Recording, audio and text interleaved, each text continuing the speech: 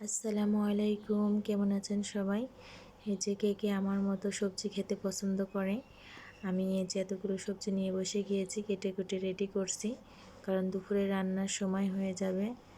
আর হচ্ছে এগুলো কেটে কুটেও রেডি করতেও সময় লাগে। আর আমি এই পুঁই শাকের বোটাটা ফেলে দিই, কারণ এই পুঁই শাকের বোটাটা সেদ্ধ হতে চায় না। প্রত্যেকটা শাকের বোটাই আমি ছিঁড়ে ফেলে দিচ্ছি।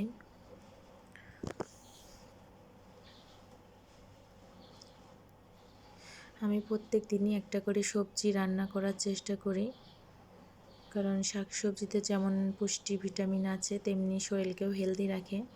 আর এখন তো প্রচুর গরমও পড়ছে, গরমের মধ্যে হালকা মশলায় তরকারি খাওয়াই ভালো। আমি এখানে বেশি মশলা দিইনি, একটু রসুন বাটা, একটু পেঁয়াজ কুচি, কাঁচামরিচ কুচি, লবণ, হলুদও দেইনি। এটা দিয়ে আমি সেদ্ধ করে নিব, তারপরে হচ্ছে ফোড়ন দিয়ে নিব। জানি সব বাড়িতেই ঝামেলা আছে, বাচ্চারা সবজি খেতে চায় না, তারপরেও চেষ্টা করতে হবে সবজি রান্না করে বাচ্চাদের খাওয়ানোর জন্য। খায় না বলে না খাওয়াইলে আবার অভ্যাস খারাপ হয়ে যাবে, বড় হলেও খেতে যাবে না। আল্লাহ হাফেজ।